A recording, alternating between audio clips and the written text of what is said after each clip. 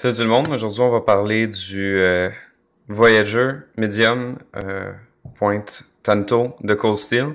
C'est un couteau que ça fait très longtemps que j'ai, qui m'a suivi pendant des années.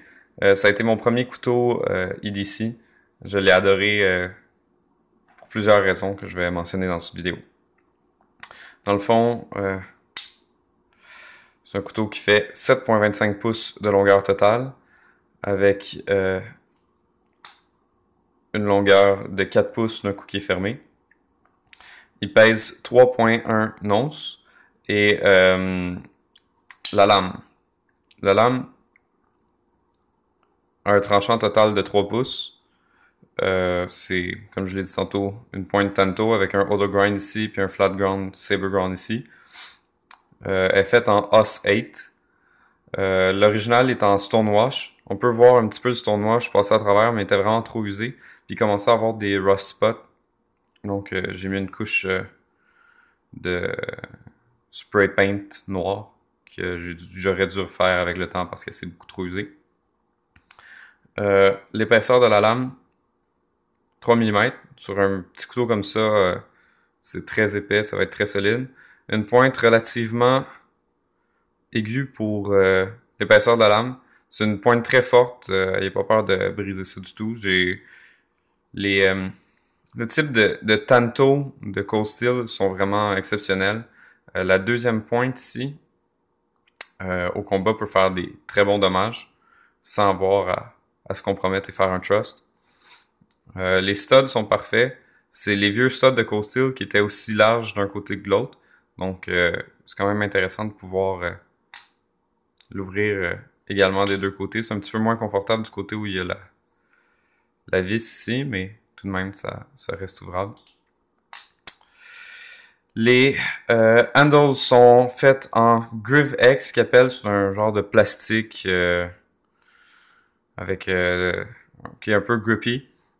Toute l'original avait toutes des genres de croix qui donnaient une grosse traction au matériel, mais que je trouverais très laide, alors j'ai décidé de les refaire. Il y a des liners en stainless steel qui sont pas troués, qui sont pas skeletonized, donc ça rajoute quand même du poids, c'est ça qui explique le 3,1 onces, qui est quand même lourd. C'est 50% plus lourd que ce que je m'attendrais pour un couteau de ce poids-là. De cette grosseur-là. Dans le fond, le lock, c'est un triad lock, avec la barre ici, qui est une des seules barres que j'ai pas arrondie dans tous mes couteaux, parce que le spring, avec le temps, c'est loussé et c'est beaucoup moins désagréable. Qu'est-ce que j'ai fait comme modification sur ce couteau? Dans le fond, j'ai fini par enlever le pocket clip parce que je finissais juste par le mettre dans mon sac comme ça. J'ai très facilement, vous pouvez le voir, j'ai fait un petit pattern Anzo, c'était juste pour essayer. Et n'essayez jamais ça sur du Groovex de Cold Steel. C'est beaucoup trop poreux et ça fond beaucoup trop rapidement, donc ça fait un fini vraiment laid. Et ça n'a pas été une très grande réussite, mais quand même, ça donnait un petit look au couteau, puis ça donnait un petit peu plus de grip, ça l'amincissait, et de l'autre côté, ça enlevait le pattern extrêmement laid que Cold Steel met au Voyager. Les Voyager Series, c'est des couteaux qui sont d'une grande valeur, qui coûtent vraiment pas cher. C'est tout le temps des super bons deals.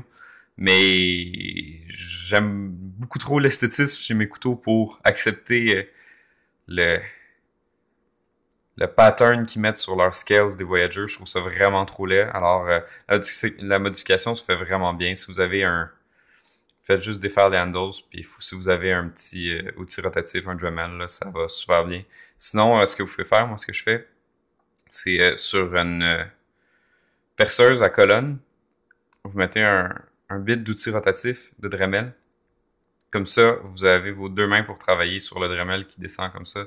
C'est beaucoup plus agréable pour travailler, puis il faut faire un travail de plus grande finition. Donc, pour différentes raisons, dont le stonewash qui n'était pas très résistant à la rouille, qui a créé plein de problèmes. Les handles qui font un peu cheap, j'aurais aimé ça qu'ils soient en G10, ça aurait été un couteau parfait s'il avait été en G10, surtout au prix qui était. Les liners qui auraient pu skeletonize, ça ajoute du poids pour rien. Plein de petites choses sur ce couteau font que c'est pas un couteau extraordinaire, même si c'est une grande valeur. Mais c'est qu'il y a tellement de compétition sur le marché du couteau qu'il se fait facilement dépasser. C'est pour ça que je donne une note de 3 sur 5. Mais tout de même, ça reste un très bon couteau, un très bon ami de longue date. Et je vous souhaite quand même de les regarder si vous êtes plus sur un budget serré. C'est quand même pas mal les moins chers que vous allez trouver pour quelque chose de si bonne qualité.